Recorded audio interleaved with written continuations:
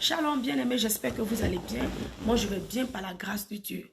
Et chaque temps, je parle de la communion avec Dieu. Je parle de la communion avec Dieu. Beaucoup de personnes ne savent pas comment cela fonctionne. Beaucoup de personnes désirent être en communion avec Dieu, mais ils ne savent pas comment débuter ça, comment fonctionner. Alors bien-aimés, sache que la communion avec Dieu n'est rien d'autre que d'être en intimité avec Dieu. La communion avec Dieu, c'est d'avoir des heures de prière. C'est d'avoir une vie de prière. C'est d'être, comment on appelle, obéissant à sa parole. De chercher à connaître sa volonté, marcher dans ses voies, pratiquer ses lois. C'est ça, être en communion avec Dieu. Méditer sa parole et la mettre en pratique. Mais ça commence d'abord par la prière. Ça commence d'abord par la prière, bien-aimé. Donc pour cela, tu dois être organisé. Tu dois t'organiser, bien-aimé. Si tu ne t'organises pas, tu ne pourras pas prier. Nous tous, nous avons 24 heures en une journée. Nous avons 24 heures en une journée. Donc, dans ton programme de 24 heures là, tu dois mettre les heures de prière dedans. Matin et soir. 30 minutes minimum pour les débutants. Matin, 30 minutes. Le soir, tu pries au moins 30 minutes pour les débutants. Dans ton emploi du temps du 24 heures, tu fais ton programme. Tu fais ton programme. Tu te dis, tu fais dans ton programme à quelle heure je dois prier pour aller au lit. À quelle heure je dois me réveiller pour m'apprêter, prier pour aller au travail. Si tu t'organises comme ça, tu pourras prier sans problème. Mais si tu ne t'organises pas, bien aimé, ça sera compliqué. Ça sera compliqué. Ça sera difficile. Pourtant, tu désires être en communion avec Dieu. Tu veux avoir une vie de prière. Tu veux avoir le temps de prier, mais vraiment, tu n'arrives pas parce que tu n'es pas organisé. Moi, par exemple, j'ai fait mon programme. J'ai mis mes heures de prière dans mon alarme. J'ai mis ça. Donc, quand je quitte au travail, quand j'arrive à la maison, je sais par où commencer. Parce que je sais que mon alarme va sonner. Quand mon alarme sonne, je sais que je dois rentrer sous la douche. Et j'ai mis quelques minutes de différence. Quand ça ressonne encore, je sais que je dois être prêt pour la prière. Je dois être prêt pour la prière, voilà. C'est ce que j'ai fait. Donc, j'ai programmé mes heures de prière dans mon téléphone pour pouvoir prier comme je veux. Parce qu'on est beaucoup occupé. Donc, ça fait que parfois, on oublie la prière. Ou bien on oublie les heures de prière. Au moment où on veut prier, on voit que l'heure a avancé. On dit, mais l'heure a avancé, je ne pourrai plus prier. Tu vois? Et tu remets ça demain. Tu remets ça demain. Tu remets ça demain. Tu ne pourras pas prier. Donc, tu fais ton emploi du temps de 24 heures. Tu mets tes heures de prière dedans. Tu peux faire comme moi j'ai fait là. Tu peux mettre ça dans ton alarme. À telle heure, je prie. À telle heure, je vais me laver. Après ça, quand ça sonne encore, je dois prier pour venir au lit. Parce que si tu n'es pas organisé, bien aimé, tu vas mettre la prière à la dernière position. Tu vas mettre la prière à la dernière position. Donc, ça veut dire que c'est quand je vais finir de faire tout, que j'ai le temps, je vais prier. Et quand c'est comme ça, tu ne pourras pas prier. Parce que quand tu vas finir de faire tout là, tu es fatigué. Ton corps est fatigué, tu vas aller dormir. Et tu ne pourras pas prier. Mais quand tu t'organises, tu fais bien ton programme, tu vas pouvoir prier, bien aimé. Tu vas pouvoir prier. Tu vas pouvoir prier, bien aimé. Au bout de 3 mois, tu ne vas pas te reconnaître. Tu vas voir une nouvelle personne. Parce que la prière du matin et soir va commencer à te transformer. J'ai bien dit que les débutants 30 minutes, ça va commencer à te transformer. Au bout de 3 mois, 6 mois, l'appétit va commencer à naître en toi. L'envie de chercher Dieu va commencer à naître en toi. Parce que chaque jour, tu es dans sa présence. Chaque jour, tu le cherches. Chaque jour, tu le cherches. C'est ça la communion avec Dieu. Et tu vois, le désir va commencer à naître.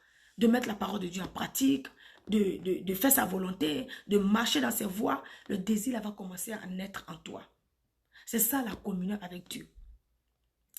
Donc, dans les 30 minutes là, dans les 30 minutes, pour les débutants, dans les 30 minutes de matin, quand tu te lèves, tu adores Dieu, tu le remercies, tu pries, tu proclames sur ta vie, tu bénis ta vie, et puis tu pars au travail. Si pendant la nuit, le Seigneur t'a révélé des choses qui sont un peu bizarres, tu combats ça, tu annules ça dans la prière. Tu annules ça dans la prière. Dans les 30 minutes là, quand tu te réveilles, au moins tu peux lire un chapitre par jour. Un chapitre de la Bible. Tu dois lire ça par jour. Ça va t'aider.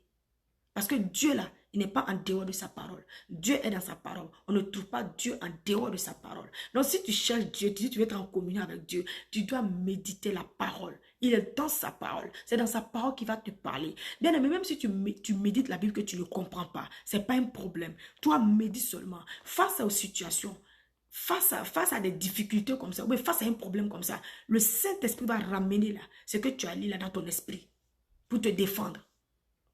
Il va ramener la parole en toi. Parce que tu as lu, c'est rentré en toi. Donc, quand tu médites comme ça, tu ne comprends pas, c'est pas un problème. Donc, pour les débutants, dans tes 30 minutes là, il faut méditer au moins un chapitre par jour. Un chapitre, si tu veux, tu fais ça le matin, avant de partir à tes occupations, ou bien tu fais ça le soir. Quand tu reviens, pendant la prière, tu fais ça pendant la prière, et avant la prière, ou bien après la prière. Tu médites un chapitre par jour. Parce que Dieu est dans sa parole. C'est dans sa parole qu'il va te parler. Et après ça, tu fais ta prière. Et tu te couches. Si le Seigneur te ouvre des choses, tu te lèves le matin, tu pries encore. C'est ça la communion avec Dieu. C'est ça la communion avec Dieu. Et le Seigneur va te transformer. Tu vas commencer à voir une nouvelle personne. Tu vas voir une nouvelle personne de toi. Toi-même, tu vas être, comment je peux dire ça, indépendant, spirituellement parlant. Il y a des choses que tu ne vas plus confier aux gens. Il y a des choses que tu ne vas plus dire aux gens. Parce que tu sais traiter ça dans la prière. Tu sais parler avec Dieu. Tu sais comment traiter ça. Il y a des choses que tu ne vas plus courir rapidement pour aller même dire ça à ton pasteur. Toi-même, tu vas gérer ça. Parce que là, tu as développé ta communion avec Dieu. Tu as l'intimité avec lui. Mais quand la chose te dépasse, là, voilà, tu peux, si tu as ton pasteur, ton berger, voilà, s'il y a quelqu'un vraiment qui est dans la foi, qui est assis dans la foi avant toi, vraiment la chose te dépasse, là, tu peux le présenter pour qu'il, tu peux te confier à lui, quoi, pour qu'il te soutienne dans la prière, pour qu'il t'aide. Mais les petits trucs là, toi-même tu pourras gérer ça, parce que là maintenant tu es en communion avec Dieu, bien-aimé. C'est très important. Soyez des hommes et des femmes, des hommes et des femmes spirituelles. Soyez des hommes et des femmes de prière. Parce que c'est dans la prière là que tout se règle. Tout se règle dans la prière, bien-aimé. Même la situation que tu traverses maintenant là, ça se règle dans la prière. Ça se règle dans la prière. Parce que la Bible déclare que les armes avec lesquelles nous combattons ne sont pas charnelles. Elles sont puissantes par la vertu de Dieu pour renverser toutes les forteresses. Mais tu vas renverser les forteresses comment si tu ne pries pas? Tu vas renverser les forteresses comment tu ne pries pas? Tu as des difficultés, tu as des problèmes, les choses tombent sur toi. Mais tu ne pries pas. Donc quand la chose arrive, toi tu prends, tu vas te confier aux gens, tu vas dire à telle personne, tu vas dire à telle personne, et union de prière, prière pour moi. Pourtant c'est des petites choses que, voilà, avec c'est des petites choses que tu peux régler dans la prière, dans la présence de Dieu. Tu peux régler. Donc quand tu vas commencer à être en communion avec Dieu, le Seigneur va commencer à te transformer, il va te faire croître. Il va commencer à te faire croître. Il va t'accorder la maturité spirituelle, la connaissance spirituelle. En tout cas, il va te faire croître. Et tu vas comprendre beaucoup de choses. Pour des petits trucs, tu ne vas plus courir pour aller vers les gens. Toi-même, tu vas régler ça dans la prière. Tu vas régler ça dans la prière. Parce que tu es né de nouveau, tu as le Saint-Esprit. Nous tous, là, nous avons le Saint-Esprit. Donc, il y a des choses que tu peux régler en même temps. Tu n'as même pas besoin d'aller déranger quelqu'un encore. Hein? La personne, même peut-être qu'elle va finir de t'aider dans la prière, là. Voilà, ton affaire là au dehors. Il va dire ça à tout le monde. Tout le monde connaît ton affaire. Pourtant, ce n'était pas un problème qu'on devait dire à quelqu'un. Tu pouvais régler ça rapidement dans la prière. Et puis garder ça pour toi, c'est un témoignage. Peut-être plus tard, si le Seigneur le permet, tu vas témoigner. Voilà, si le Seigneur veut que tu gardes ce témoignage-là pour toi, tu gardes ça pour toi. Mais si tu ne pries pas, c'est compliqué. Si tu ne pries pas, tu ne pourras pas, voilà, faire ces combats-là. Tu vas toujours te vendre aux gens. Tu vas toujours te vendre aux gens. Donc, il est important qu'on soit en communion avec Dieu. Il est important qu'on ait une vie de prière. C'est pour nous-mêmes notre propre bien. Parce que le Seigneur va nous révéler des choses qui sont cachées. Il va nous révéler, il va nous affermir. Il va nous apprendre à comment marcher avec lui. Voilà, face à des difficultés, le Seigneur va nous dire quoi faire. Parce que là, tu sais lui parler, tu as l'intimité avec lui. Donc c'est pourquoi je parle chaque temps de la communion avec Dieu. La communion avec Dieu. Soyez des hommes et des femmes de prière. C'est très important. C'est très important. C'est très important. C'est très important. Si tu développes cette vie-là avec Dieu, Tu vois, dans ta maison comme ça, tu peux être là. Il y a un petit problème. Peut-être que ton enfant est malade. Il a une petite fièvre. Hein? Peut-être qu'il est attaqué, tu ne sais pas. Mais tard dans la nuit, l'enfant dort, il commence à crier. Bon, toi, tu n'as pas une vie de prière. Tu n'es pas en communion avec Dieu. Tu ne sais pas quoi dire. Tu ne sais pas prier. Et là, tu es obligé de dire, chercher le téléphone, appeler un frère en Christ ou appeler un pasteur. Pourtant, si tu es en communion avec Dieu, si tu as une vie de prière, tu pries, tu peux juste dire une parole. Tu as l'autorité sur ton enfant. Tu peux chasser ce qu'il attaque là. L'enfant va retrouver sa paix. Mais si c'est quelque chose de physique, voilà, si tu as prié que ça ne gêne pas, tu peux l'envoyer à l'hôpital. Parce que c'est physique, peut-être on va lui donner des médicaments, ça va passer. Mais si tu ne pries pas, comment tu vas faire pour régler ce problème? Il y a des problèmes qui se règlent dans la prière. Il y a des problèmes là, c'est dans la prière que se règlent. Donc vraiment bien aimé, je vous encourage à devenir des hommes et des femmes de prière. C'est important. C'est important. D'abord pour nous-mêmes, d'abord. D'abord pour nous-mêmes. Parce que la prière, on invite Dieu dans notre vie. On est en communion avec lui, on parle avec lui. C'est-à-dire qu'on lui laisse toute la place. Tu es notre papa, alors prends toute la place, conduis-nous, guide-nous, dirige-nous. C'est ça. Donc c'est ça la communion avec Dieu. Il faut avoir une vie de prière. Il faut avoir une vie de prière. Méditer un chapitre de la Bible chaque jour. Mettre en pratique ce que tu vas méditer là. Tu mets ça en pratique. Si c'est difficile, tu pries Dieu. Tu demandes à Dieu. J'ai lu ta parole. J'ai compris, Seigneur. Mais je n'ai pas la force de mettre ça en pratique. Aide-moi à pratiquer ta parole. Seigneur, aide-moi à mettre ta parole en pratique. Parce que j'ai compris ce que tu as dit dans la Bible. Je veux mettre ça en pratique, mais je n'arrive pas. Quand tu vas faire ça, peut-être sur le champ, Dieu va pas. Peut-être sur le champ, Dieu ne va pas te dire grand chose, ne va pas te répondre. Mais chaque jour, si toi tu veux, chaque jour tu vas adresser cette prière à Dieu. Chaque jour tu vas dire, Seigneur, aide-moi à pratiquer ta parole. Parce que chaque jour tu médites un chapitre. Chaque jour tu médites un chapitre. Tu vois, tu reçois la connaissance. Tu vois des choses dedans que tu veux mettre en pratique. Seigneur, aide-moi à pratiquer ta parole. Aide-moi à mettre ça en pratique. Chaque jour quand tu vas faire cette prière à Dieu, le Seigneur va t'accorder la grâce de mettre en pratique ce que tu as médité.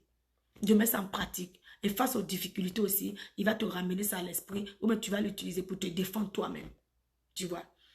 Pour lui parler aussi. Pour lui parler, pour lui présenter ses promesses. Ce qu'il a dit sur toi, ce que tu veux de nous. Voilà, je suis dans cette situation, Seigneur, vraiment, je te présente ta parole. Tu as dit tant, tu as dit tant, tu as dit tant. Mais si tu ne médites pas, tu vas lui dire quoi?